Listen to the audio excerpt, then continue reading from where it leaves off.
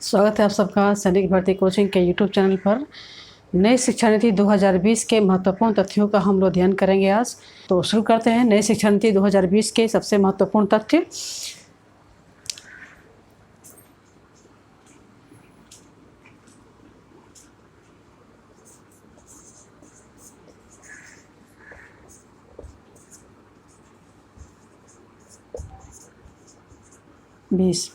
नई शिक्षा नीति 2020 से पहले भी दो राष्ट्रीय शिक्षा नीति बनी है, एक 1968 में और एक 1986 में।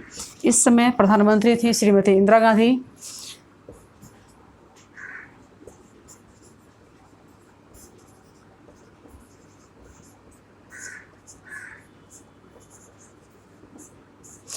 और इस समय श्री राजीव गांधी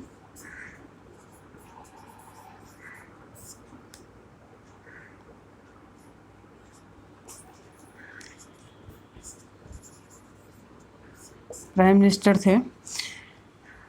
1968 और 86 से पहले भी शिक्षा आयोग गठित हुआ था। राधाकृष्णन आयोग 1948, मुदालियर कमीशन 1952, कोठारी कमीशन 1964। ठीक है। और लेकिन राष्ट्रीय शिक्षा नीति की बात करें तो 68, 86 और 2020 जो लेटेस्ट है। 1986 में जो राष्ट्रीय शिक्षा नीति बनी थी, इसमें शिक्षा विभाग का नाम बदलकर मानव संसाधन विभाग किया गया। मानव संसाधन विकास मंत्रालय।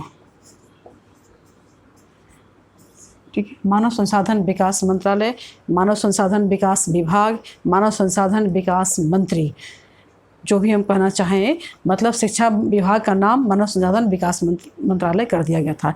इस शिक्षा नीति में, नई शिक्षा नीति 2020 में, इस जो नाम था इसको फिर से बदल दिया गया और शिक्षा विभाग कर दिया गया। इस मंत्रालय का नाम शिक्षा विभाग या शिक्षा मंत्रालय और जो मंत्री होंगे वे शिक्षा मंत्री। पहले जब मानव संसाधन विकास विभाग था तो उस समय शिक्षा मंत्री को एचआरडी मिनिस्टर कहते थे, एचआरडी मिनिस्टर। अभी शिक्षा मंत्री। पहले भी नाम था, 1986 से पहले भी यही नाम था, 86 के बाद ये हुआ, फिर चेंज हो गया। एक तो महत्वपूर्ण तथ्य ये है कि विभाग का नाम बदल दिया गया। दूसरा महत्वपूर्ण तथ्य है कि ये शिक्षा विभाग, शिक्षा नीति जो बनी है, इसके जो अध्यक्ष हैं के कस्तूरी रंगन।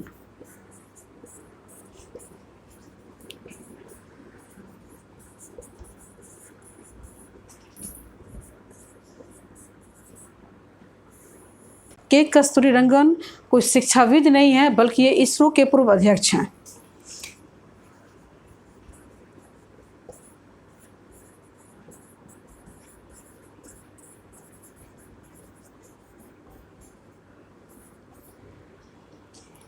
ठीक है।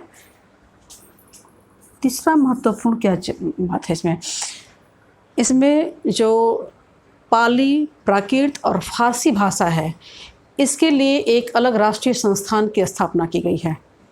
ठीक है। पाली, फारसी एवं प्राकृत भाषा के लिए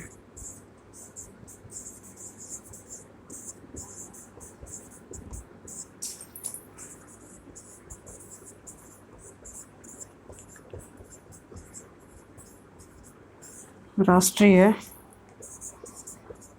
संस्थान की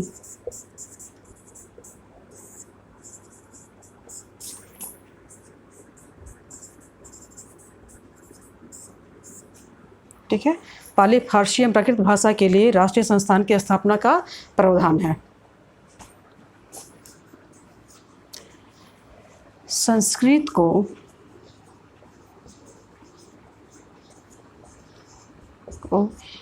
एक वैकल्पिक विषय के रूप में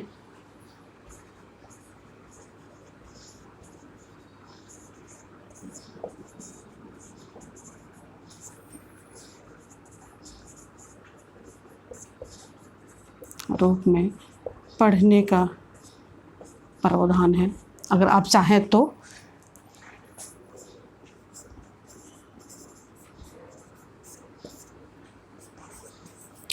अनुवाद विभाग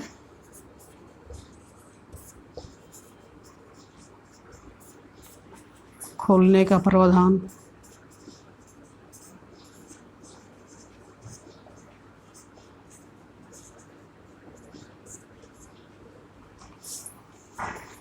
संकेत भाषा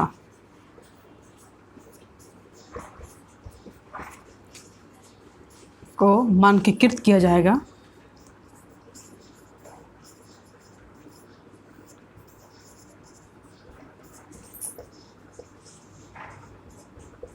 संकेत भाषा है जो बधिर हैं, जो बहरे हैं, जो सुन नहीं सकते, उनके लिए संकेत भाषा को मानकीकृत किया जाएगा और पाठ्य सामग्री विकसित की जाएगी। 5वीं कक्षा तक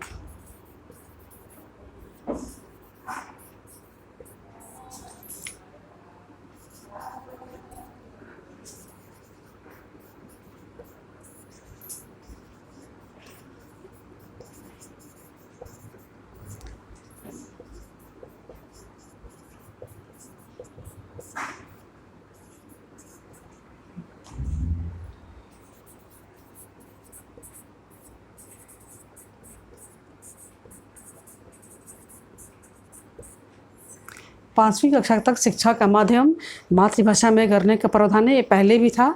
कोई बच्चा तमिलनाडु में है, उसकी भाषा तमिल है, तो तमिल में शिक्षा लेगा 5वीं कक्षा तक।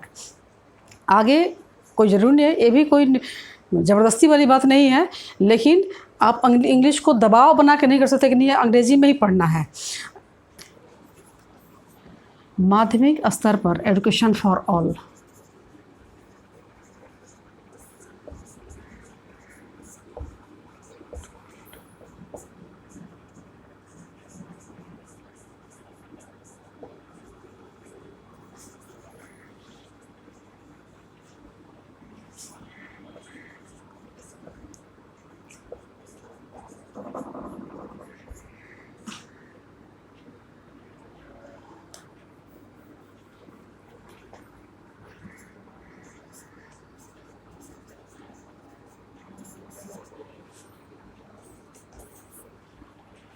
दो 2030 तक सभी बच्चों का नामांकन हो।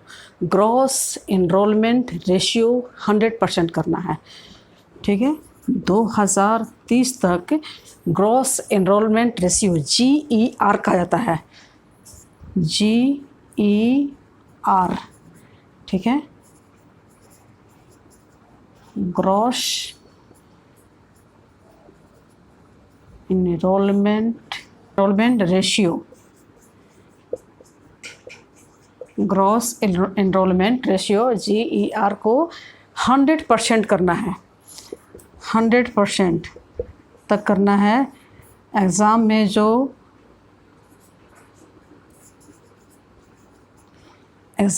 जो प्रश्न पूछा जाएगा, GER को 100% करने का लक्ष्य कब सुनिश्चित किया गया है? 2030 तक। ये बहुत बहुत इम्पोर्टेंट क्वेश्चन बनता है। ठीक है, GER का मतलब क्या है? बड़े एग्जामों में कई बार इसका मतलब होता है कि GER का तात्पर्य क्या है। तो GER का तात्पर्य है कि किसी गांव में 200 बच्चे स्कूल जाने वाले हैं, उसमें से 100 बच्चे स्कूल जाते हैं, 100 बच्चे स्कूल नहीं जाते हैं। तो 200 में 200 बच्चे हैं, कुल बच्चे हैं, और इसमें स्कूल जाने वाले जो बच्चे हैं वो 100 हैं।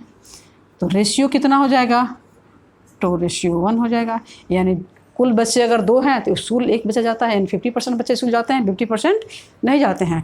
सरकार का जो मानना है वो ये मानना है कि 100%, यानी 200 बच्चे हैं तो यहाँ भी 200 हो जाए। 200 बच्चे अगर स्कूल जाने लायक उम्र में हैं तो स्कूल भी 200 बच्चे जाएं। यही है 100% GER करना। 2 करोड़ बच्चे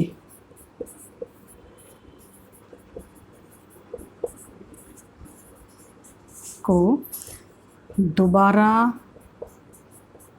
मुख्य धारा में शामिल करना।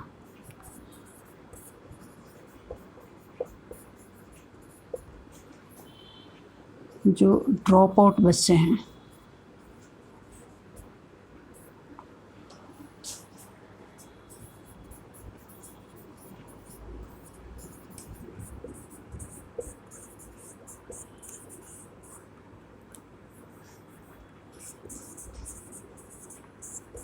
दो करोड़ बच्चों को दोबारा शिक्षा की मुख्य धारा में शामिल करना है। कौन से बच्चे?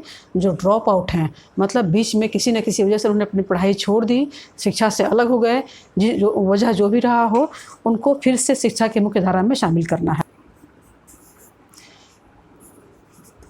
कस्तूरबा गांधी विद्यालय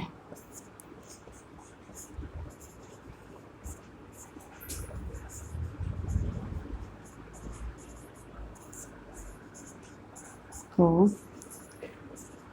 कक्षा 12 तक विस्तारित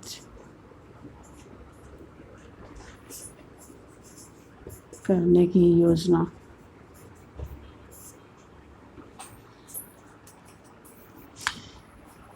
टेन प्लस टू फॉर्मेट को समाप्त कर दिया गया। ठीक है, 10+2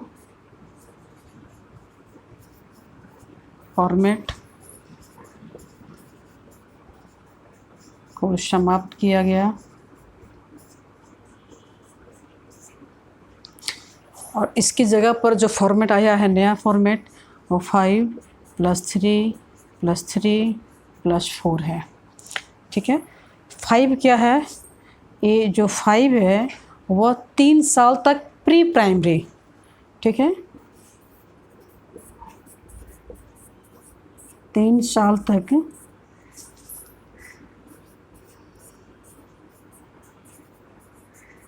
प्री प्राइमरी प्लस कक्षा 1 और कक्षा 2। ठीक है, 3 साल तक प्री प्राइमरी, जो आंगनबाड़ी स्कूल में बच्चे जाएंगे वो 3 साल, कक्षा 1 और कक्षा 2, उसका मतलब है 5। 3 क्या है? कक्षा 3, 4 एंड 5।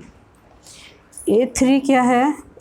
6, 7, 8। अब इस 6 में क्या है?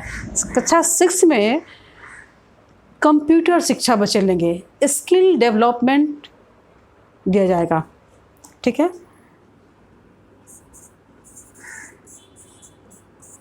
कक्षा 6 से स्किल डेवलपमेंट,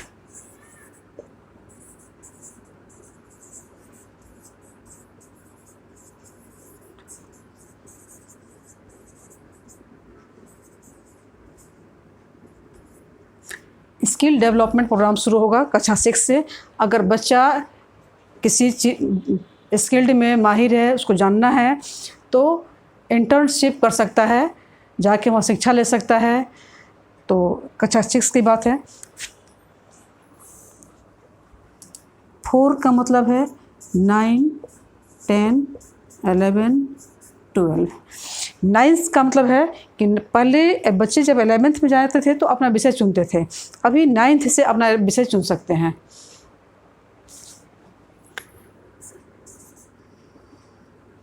नौवीं कक्षा से विषय का चुनाव।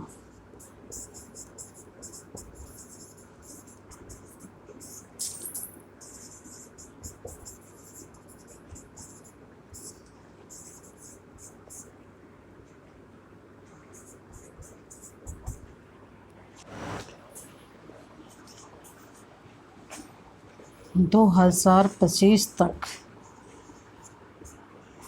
तीसरी कक्षा के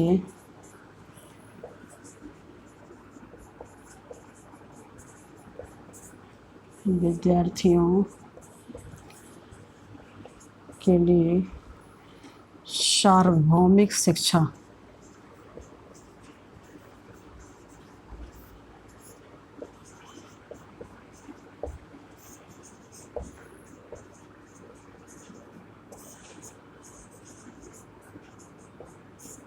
कराना।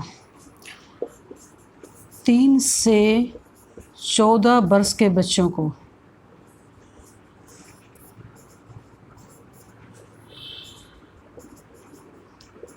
बच्चों को शिक्षा का अधिकार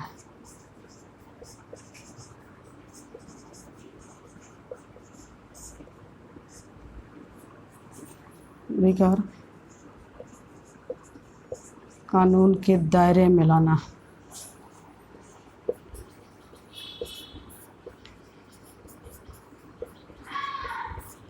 पहले जो था 3 से 14 वर्ष नहीं था, पहले से 6 से 14 था, इस बार 3 से 14 हो गया है। पहले कितना था? पहले 6 से 14 वर्ष था, ठीक है, अभी 3 से 14 हो गया। शिक्षा पर कुल जीडीपी का 6% खर्च करना है।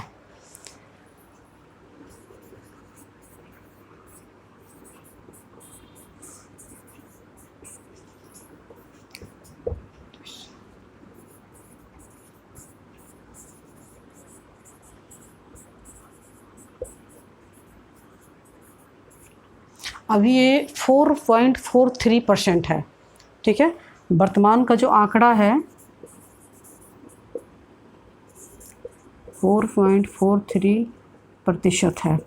मतलब जब 6% हो जाएगा तो उम्मीद है कि बहुत सारे स्कूल खुलेंगे। 16 नंबर, एमफिल को समाप्त कर दिया गया।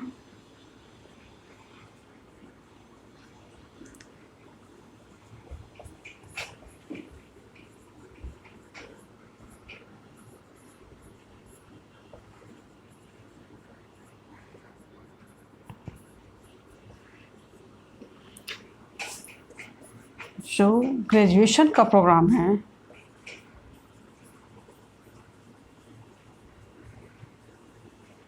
वो 4 साल का हो जाएगा। ये 4 साल उनके लिए है जिनको पोस्ट ग्रेजुएशन करना है। जिनको ग्रेजुएशन करना है उनके लिए 3 साल का है। जिनको पोस्ट ग्रेजुएशन करना है उनको 4 साल का ग्रेजुएशन और 1 साल का पीजी। पोस्ट ग्रेजुएशन पीजी 1 साल का, ठीक है। इसके बाद डायरेक्ट पीएचडी। मतलब अगर ग्रेजुएशन करना है, ग्रेजुएशन के बाद पीजी करना है तो 4 साल ग्रेजुएशन, फिर 1 साल पीजी, 5 साल में आपका पीजी तक कंप्लीट हो जाएगा। लेकिन अगर पीजी नहीं करना है तो 3 साल ग्रेजुएशन करके आप कंपटीशन में जा सकते हैं, ठीक है। बीएड के लिए है, बीएड में 12th के बाद 12वीं के बाद 4 साल का इंटीग्रेटेड कोर्स हो जाएगा बीएड का, ठीक है। 12वीं के बाद 4 साल का बीएड,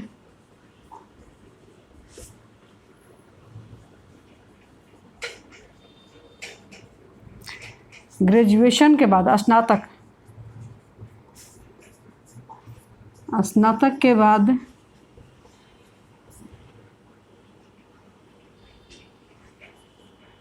2 साल का बीएड होगा और प्रास्नातक यानी पोस्ट ग्रेजुएशन के बाद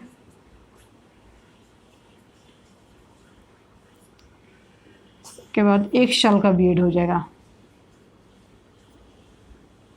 और इसमें सबसे महत्वपूर्ण बात, जो बीएड कॉलेज हैं वो बंद कर दिए जाएंगे। बीएड अब जो कॉलेज है, जो यूनिवर्सिटी है, जो आम क्लासेस चला रहे हैं वहीं पे बीएड प्रोग्राम होगा, अलग से स्पेशल बीएड कॉलेज नहीं होगा। तो इसमें नोट किया है, बीएड कॉलेज बंद करने का प्रावधान है।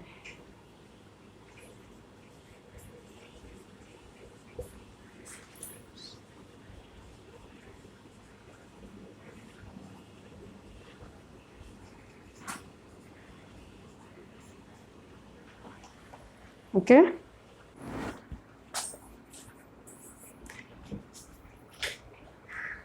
परीक्षाएं साल में 2 बार होंगी, 2 बार होंगी, मतलब सेमेस्टर वाइज, ठीक है।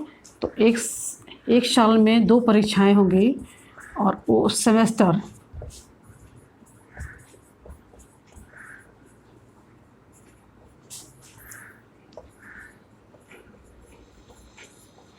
कौन सा, एक वस्तुनिष्ठ और एक व्याख्यात्मक, मतलब एक ऑब्जेक्टिव और एक सब्जेक्टिव, दोनों समझ में आ जाएगा।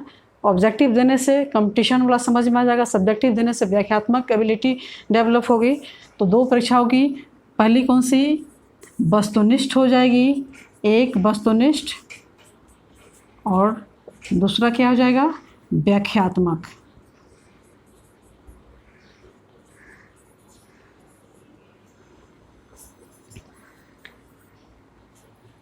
क्रेडिट ट्रांसफ़र की बात की गई है। क्रेडिट ट्रांसफ़र का मतलब है कि अगर आपने पढ़ाई शुरू किया और किसी वजह से बीच में आपका पढ़ाई डिस्टर्ब हो गया, 1 साल बाद आपने पढ़ा छोड़ दिया, या 2 साल पढ़ा छोड़ दिया, 3 साल पढ़ा छोड़ दिया, फिर 3 साल का समय, आपका समय, पैसा, सब कुछ ख़त्म। 3-4 साल बाद फिर अगर बीच में कहीं पढ़ने का मन हुआ, कहीं आप दूसरे स्ट्रीम में गए, दूसरे सब्जेक्ट से गए, या फिर उसी स्ट्रीम में गए पढ़ने के लिए, फिर से आपको first year, second year, third year, fourth year करना पड़ता था। सरकार ने कहा कि नहीं, ये तो बड़ा दिक्कत वाली बात है। तो क्रेडिट ट्रांसफ़र कहा, हालांकि 4 साल का जो डिग्री कोर्स है ये तो ठीक है, लेकिन अगर आप बीच में आप पढ़ते हैं तो जिस तरह से बैंक में पैसा जमा हो जाता है आपका अमाउंट, उस तरह से आपकी जो पढ़ाई है ये भी जमा हो जाएगी, क्रेडिट हो जाएगा, और जब दोबारा पढ़ने जाएंगे किसी स्ट्रीम में तो वो क्रेडिट आपके काम आएगा। ठीक है, तो क्रेडिट ट्रांसफ़र की बात हो रही है कि 4 साल का डिग्री कोर्स,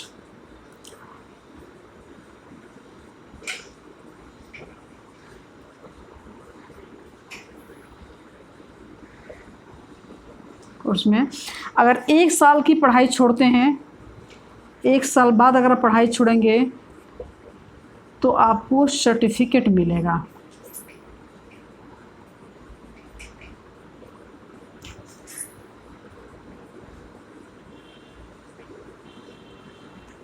ठीक है, 2 साल बाद अगर आप पढ़ाई छोड़ते हैं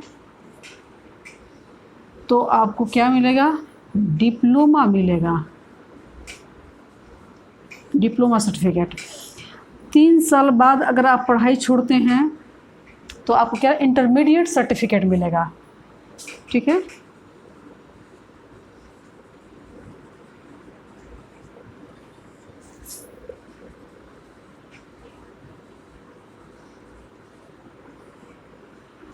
और 4 साल बाद आपको क्या मिलेगा, 4 साल बाद तो आपका डिग्री कंप्लीट हो गया, तो 4 साल बाद क्या मिलेगा, आपको डिग्री मिलेगा। ठीक है, तो 4 साल बाद पढ़ाई छोड़ना नहीं है, पढ़ाई तो पूरी हो जाएगी 4 साल बाद। 4 साल बाद जो मिलेगा वो आपको डिग्री मिलेगा। बाद में आप दूसरे स्ट्रीम में एडमिशन लेना चाहते हैं, दूसरे सब्जेक्ट से एडमिशन लेना चाहते हैं, इसका फ़ायदा आपको मिलेगा, क्रेडिट ट्रांसफ़र हो जाएगा आपका। ओके, साइंस, आर्ट और कॉमर्स का जो डिवीज़न था उसको समाप्त कर दिया गया। ठीक है, अब आप ये नहीं कर सकते हैं कि मैं बीएससी हूँ,